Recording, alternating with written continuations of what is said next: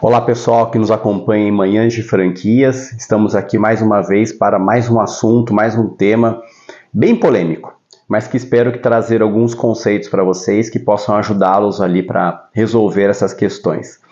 E justamente hoje o assunto é resolver questões. A pauta do dia de hoje, que a gente escolheu, é sobre resolução de conflitos. Quais são os pontos de maior contato, de maior conflito entre franqueadores e franqueados?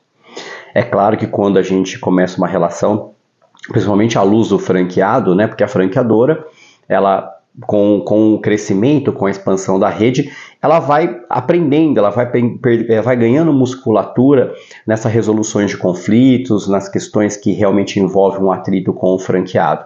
Mas aquele franqueado que iniciou agora uma operação, ele ainda não tem essa experiência. E aí o que acontece? Começam a surgir os conflitos. E aonde começam a surgir os conflitos?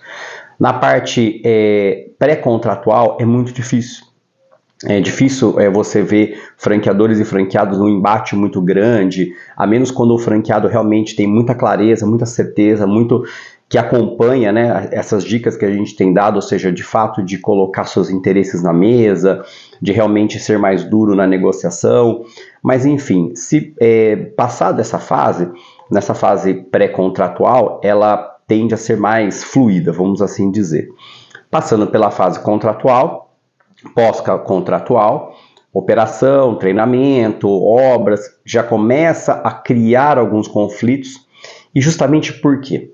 Pessoal, não adianta. Investimento, dinheiro, você projeta, você estima, você tem uma pretensão e às vezes acaba realmente tendo um investimento que destoa às vezes um pouco, algum percentil, alguma manobra que sai um pouco daquela sua previsão. Ok, isso também está previsto, por isso que a gente colocou lá naqueles capítulos anteriores, estudar bem um plano de negócio, fazer suas simulações, para realmente entender se você tem capacidade financeira para entrar nessa situação. A partir da inauguração, que vem a ansiedade da inauguração, e aí realmente a atividade da unidade franqueada, começam a vir, aí sim começam a surgir os pontos de maior atrito. Atrito gera calor, calor gera desgaste, e aí começam a vir os conflitos. E aí que é a questão. Quais são os pontos que realmente batem muito, que realmente são mais relevantes nessa relação? Pessoal, de todos eles, a gente vai eleger pelo menos 2 aqui para conversar.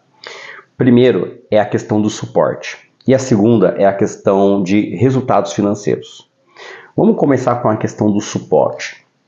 Geralmente essas questões de suporte causam muitos conflitos com os franqueados, entre franqueadores e franqueados, porque nasce de uma expectativa muitas vezes que o franqueado cria, mas que ela não está nem prevista em COF, em circular de oferta e em contrato. Que é, às vezes, uma esperança, uma idealização, uma visão que o franqueado às vezes traz para dentro do negócio, de pensar que a franqueadora estará sempre como uma muleta, como um suporte do lado dele 100% do tempo. Pessoal, às vezes o franqueado cria essa ilusão, cria essa imagem, mas muitas vezes isso nem está no circular de oferta, isso nem está em contrato.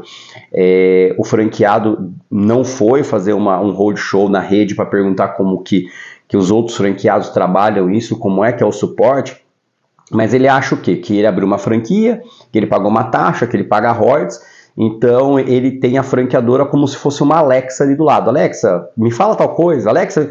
E não é, pessoal, desculpa, mas a realidade não é assim. O empresário, o franqueado, ele teve a oportunidade de ler os documentos, ler circular, ler contrato, conversar com a rede, assinou, pagou, fez a parte do treinamento.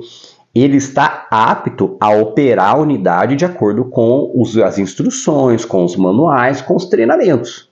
E às vezes, nessa situação que ele entende que a franqueadora fica como um oráculo ali dele do lado, começam a criar os estresses. Por quê? Porque às vezes ele não aproveitou muito bem o treinamento, não entendeu muito bem os manuais, e na hora que ele vai para a execução do contrato, ele vai para a execução das obrigações dele, da operação na unidade dele, ele começa a ter as dificuldades e pensa que a franqueadora tem que vir a suportar as deficiências que ele trouxe desde o lado do treinamento.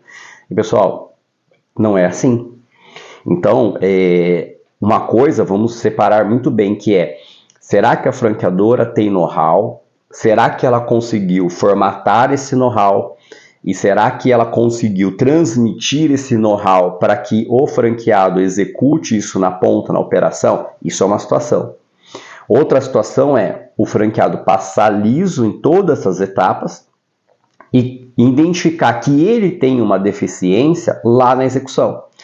Porém, essa deficiência ela pode ter a resposta nos manuais, nas circulares, nos informativos, no sistema. Então, começa a ter esses pontos de atrito. E qual que é a recomendação que a gente coloca para os franqueados, efetivamente, né? E para quando a gente coloca com as franqueadoras? Pessoal, é realmente esse alinhamento das expectativas. É muito importante que o franqueado tenha realmente clareza no qual é o papel dele e qual é o papel da franqueadora. E verifique isso nos contratos se isso está realmente colocado. Isso a gente já falou lá atrás nas expectativas, no alinhamento de interesses pré-contratual. Mas o que é importante aconteceu isso, já estamos agora na execução do plano de negócio, já estamos operando a nossa unidade. Surgiu um problema, surgiu uma situação que vai ter um ponto, vai ter um embate, vai ter um confronto com a franqueadora, colocar realmente a bola no chão e entender qual realmente é o problema.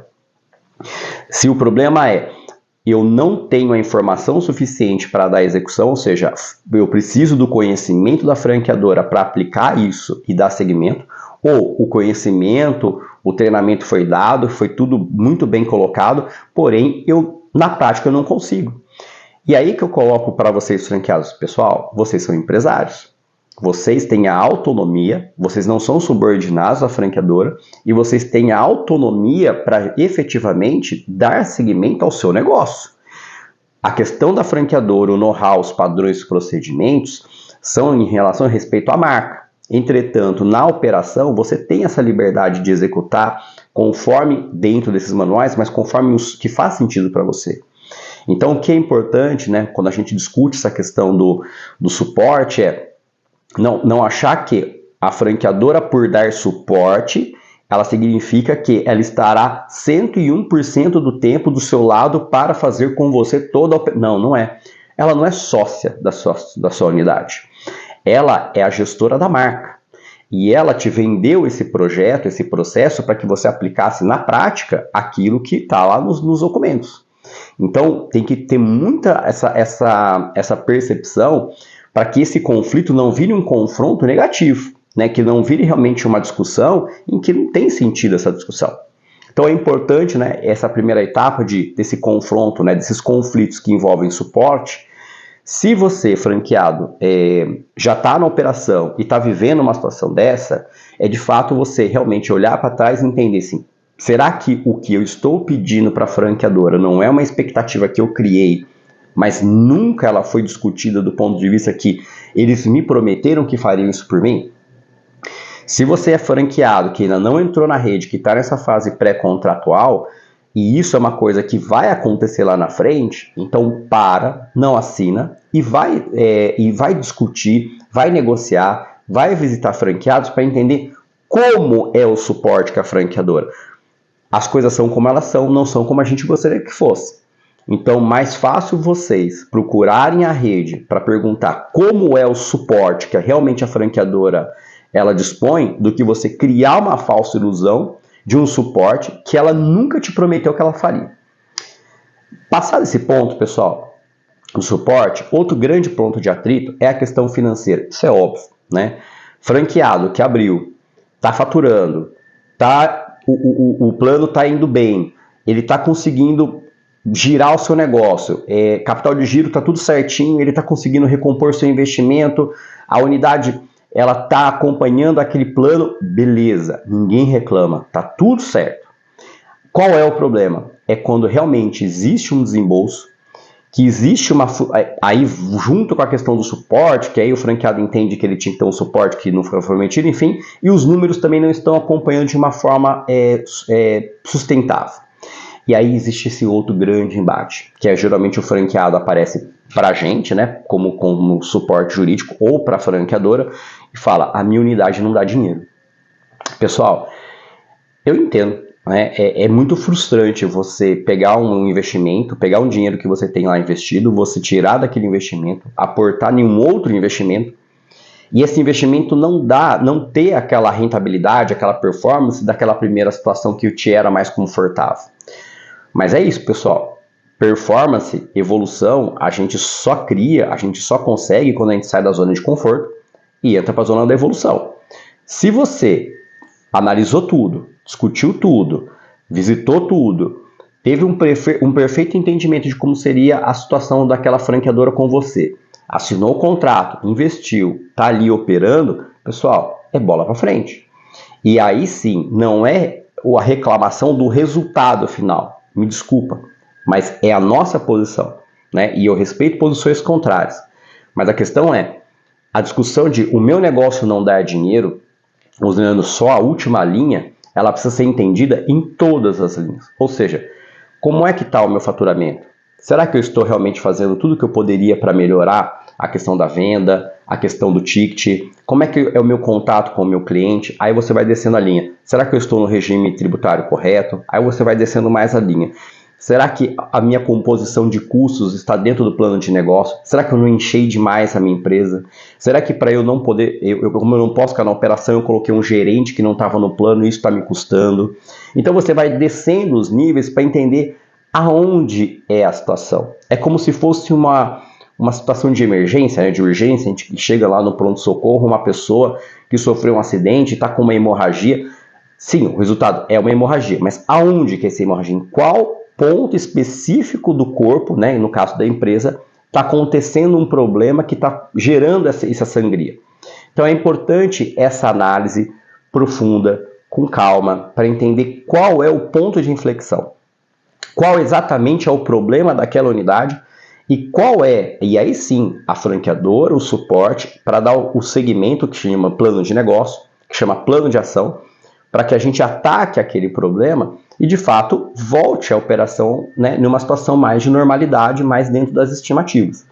Então, essas duas questões, que é o suporte e o financeiro, elas vão ser tratadas com muita calma, com muita serenidade, sobretudo com muito foco. Senão você se perde, você acaba discutindo coisas periféricas, coisas que não são do interesse de ninguém, para realmente discutir uma coisa que importa, que é como que é esse suporte, como que você vai me aplicar esse suporte, como que é o meu acesso ao suporte, qual que é o nível do suporte, e do outro lado é como que eu vou operar essa questão financeira, que eu entre dentro da normalidade daquilo que estava estimado, daquilo que era o previsto. Gente, isso é comum, isso faz parte, conflitos são positivos. Aliás, tem uma frase do Adir, né, da Praxis, que eu adoro, que ele usa muito, e eu dou esses créditos que é muito importante, que criem conflitos para evitar confrontos, porque os conflitos são positivos. É com o conflito que uma rede cresce. Não é com confronto, não é com briga, é com discussão de ideias. Às vezes você, e muitas vezes o franqueado na ponta da operação, ele tem uma visão, ele tem uma percepção, ele tem uma experiência ali que às vezes a franqueadora não está conseguindo enxergar, e a forma de como o franqueado traz isso para a franqueadora, às vezes a abordagem é muito mais importante do que o assunto. Porque, dependendo de como for, de fato, você pode estar diante de uma situação muito boa para a rede, né? Seja para uma melhora, ou seja até para um fracasso total. Então é importante, gente, a gente estimular esses conflitos para evitar os confrontos, mas de uma forma objetiva, assertiva, positiva. E aí, pessoal, como é que a gente faz esse link agora com outro assunto que eu queria colocar para vocês que encaixa com a questão desses conflitos, né? Com o que cria mais esses conflitos? Que é a questão, não conseguimos resolver nossas diferenças. O franqueado e o franqueador não conseguem, dentro das flexibilidades, conversar e chegar em um ponto comum para dar seguimento. E aí a gente vai para uma outra situação, né? Que a gente, para dentro de conflitos, que a gente quer abordar agora, que chama-se qual é o foro eleito para se dirimir os conflitos dessa rede. Por que isso, pessoal? Porque isso, pessoal, às vezes as pessoas, principalmente os franqueados, quando vão assinar, eles não dão muita atenção. Mas a franqueadora já deu essa atenção lá atrás quando ela construiu esses documentos. Então, às vezes a gente... E tudo, gente. Qualquer contrato que você assine, locação, contrato de compra e venda, contrato de plano de saúde, quaisquer contratos, geralmente a última ou penúltima cláusula, ela diz sobre assim: o foro eleito para se dirimir, diluir, resolver os conflitos que surjam desse contrato é o foro tal. Por que tal? Porque, pessoal, a gente pode trabalhar com pelo menos duas situações. Por que pelo menos? Porque pode ter uma situação híbrida das duas juntas. Então vamos lá. O que eu quero colocar para vocês agora, que vem para fechar esse ciclo de conflitos entre franqueados e franqueadores? Pessoal, prestem muita atenção nos seus contratos. Qual é o foro eleito por vocês para discutir isso? O que é muito comum? Foro judicial. O que é o foro judicial? As partes elegeram a justiça, o poder judiciário, o poder público estatal, para resolver conflitos. Esse é o mais normal, mais comum, que você vê na grande maioria dos contratos. Geralmente, o foro é na cidade da franqueadora, independente de onde for a unidade franqueada, e é o poder judiciário daquela cidade da franqueadora quem vai resolver os seus conflitos. Então, é um juiz de direito. Em cidades maiores, esses juízes, geralmente eles estão em alguma vara especializada, que a gente chama de varas empresariais, que são juízes e equipes preparadas para acolher esse tipo de conflitos que envolvem empresários.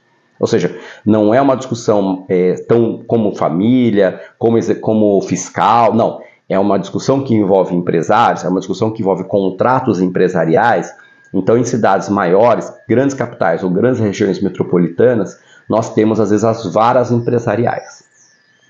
Quando é uma cidade que não tem vara empresarial, aí é uma vara comum, um juiz de direito, que vai recepcionar aquela situação e vai encaminhar aquela situação. Então, esse é o foro judicial. Do outro lado, pessoal, nós temos o foro arbitral, que também é muito usado nas relações de franchising. Não é incomum você encontrar contratos que tenham esse foro. E não é também tão incomum você ver em redes que alguns contratos antigos estavam em foro judicial e agora estão em arbitral. Antigamente era arbitral e foro para judicial. Porque, às vezes, dentro da dinâmica das franqueadoras, elas às vezes migram num determinado tempo de um foro judicial para depois um foro arbitral, e depois voltam, depois vão, e assim vai. Os dois são válidos. Tanto o arbitral quanto o judicial, eles têm total autonomia e competência para resolver os conflitos entre os franqueados e franqueadores. Então, por que eu devo me atentar a isso? Por uma situação muito simples. Valores, dinheiro. Quando você pensa numa situação de uma disputa, né, e geralmente às vezes tem essa áurea, né, a justiça é lenta, a justiça demora, a justiça qual? A justiça estatal. Por quê? A gente sabe das dificuldades do poder judiciário, da grande carga dos processos dos juízes, das dificuldades das varas, da falta de investimento, e às vezes a gente não quer esperar aquele tempo todo, né, para uma decisão judicial. Então, quando às vezes as franqueadoras vão compor essa cláusula de foro de eleição, a gente tem que pensar em algumas situações. Então, a gente pensa na situação da técnica, a gente pensa na situação da velocidade e também pensa na questão do custo. Inegavelmente, pessoal, o foro arbitral, a depender da Câmara que é escolhida, ela é uma Câmara mais técnica, que entende melhor essa questão de franqueamento, né, que não às vezes não é todo juiz que entende. Se você está numa vara não especializada, um juiz que mexe com família, um juiz que mexe com vara da infância, ou seja, outros assuntos, aí cai um assunto de franquia. Às vezes ele não tem essa experiência em contratos de franquia. Então é importante a gente discutir isso quando a gente está indo no arbitral. Por quê? Porque você escolhe uma Câmara que tenha afinidade com o assunto de franquia. Então, no arbitral você vai encontrar, né, quando bem escolhida a Câmara, uma Câmara mais técnica, uma Câmara que realmente tenha árbitros que entendam da situação, O processo arbitral, por ele ser privado, ele tende a ser mais célere, ele tende a ser mais rápido, ele tende a ser mais bem construído entre as partes, de como a coisa vai funcionar, os prazos. Então, desde o começo você praticamente já sabe como que a coisa vai caminhar, que tempo vai ser usado, então você tem um horizonte muito mais bem definido. Entretanto, pessoal, é óbvio, ela é uma justiça, talvez, né, em às vezes, alguns casos, ela é uma justiça mais cara. Por que mais cara? Porque os custos de uma arbitragem, em comparação com os custos de uma justiça estadual, não estou falando de honorários de advogado, estou falando de custas para você pagar para entrar dentro do judiciário e para entrar no arbitral. No arbitral ele é realmente um pouco mais elevado. Mas isso é o custo, pessoal, da técnica e da velocidade. Então é muito importante isso. Então, se é assim, eu deveria escolher cláusula arbitral para todos os contratos de franquia. Não, pessoal, porque às vezes não faz sentido para a rede ter uma cláusula arbitral, ainda que seja uma câmara muito boa, porque às vezes a operação não tem uma complexidade absurda. Às vezes o investimento daquele negócio ele é tão reduzido que quando você vai olhar a tabela de custos de uma câmara arbitral para você entrar numa discussão, você fala, nossa, mas só para eu ir discutir uma situação dessa eu vou quase fazer o mesmo investimento. Então, a eleição, né, do foro, seja judicial ou seja arbitral, ele tem essa complexidade. Ele não é simples assim, eu vou escolher arbitral, eu vou escolher judicial. Não. Ele demanda pelo menos essas três análises. A técnica, a velocidade e o custo. E às vezes esbarra no custo. Então é muito importante você, franqueadora, quando for fazer esse foro de eleição, entender, tudo bem, o arbitral, ele vai te atender? Ele sempre vai te atender da mesma forma que o judicial. Mas às vezes o judicial, na localidade onde você existe, onde você está sediado, tenha varas especializadas, tem uma velocidade dessas varas melhor, inclusive, e que às vezes vale a pena, a depender do tipo da composição do judiciário, escolher pela cláusula judiciária. Entretanto, a depender da complexidade da sua operação, por mais bem especializada que seja uma vara judicial, talvez a cláusula arbitral, o foro arbitral, a Câmara e os técnicos façam mais sentido para o seu negócio. Então, essa é a visão para a franqueadora. E do franqueado, pessoal? Dificilmente,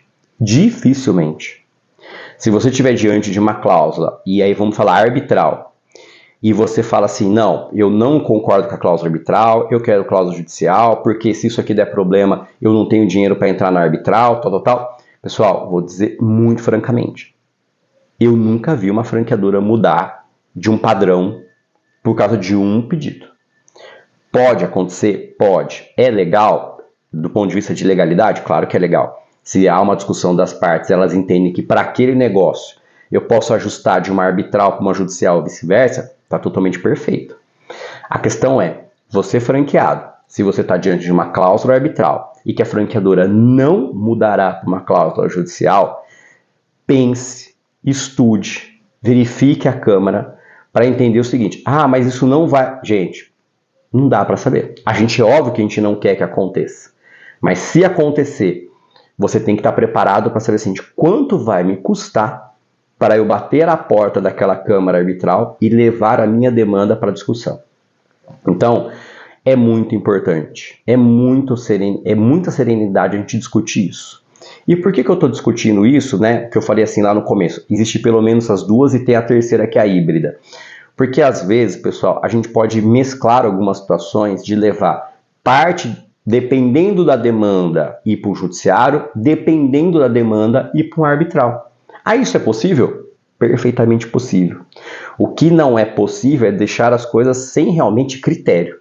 Então, se o critério for bem definido, você pode até fazer a conjunção desses dois universos.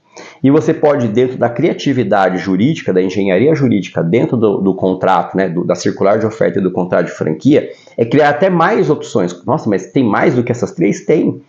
Porque você pode criar escalas de resolução de conflitos envolvendo mediação. Então, às vezes você não precisa necessariamente ir para o judiciário com arbitral antes de passar por uma sessão de mediação privada.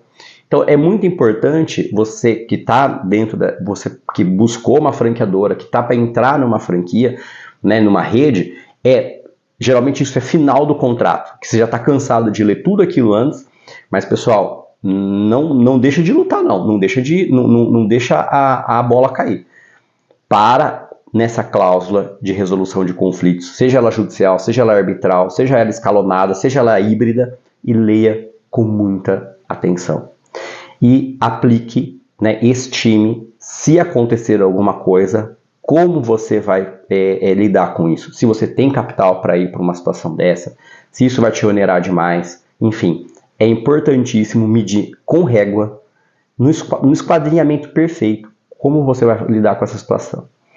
Pessoal, eu sei que foi curto, eu sei que foi rápido, mas esse assunto é bem realmente polêmico. Se você ficou com dúvidas, se você quiser discutir outras situações, deixa aí seu comentário. Você sabe que toda semana a gente está vindo com assuntos novos, assuntos de interesse. Então eu gostaria que vocês, assim, realmente, se vocês quiserem, podem ir lá no chat, podem criar esses conflitos para que a gente possa trazer, às vezes, outros temas que vocês também tenham interesse. Mas nesse assunto de o que mais causa conflito entre franqueados e franqueadores e não resolveu da forma consensual, amigável, e vocês têm que procurar um terceiro para resolver, judicial ou arbitral, eu espero que tenha sido claro essas informações, espero que tenha trazido luz para vocês dessa parte, e eu fico muito feliz de vocês estarem nos acompanhando, e espero trazer mais temas, mais polêmicas para os próximos Manhãs de Franquia. Meu muito obrigado e até o próximo episódio.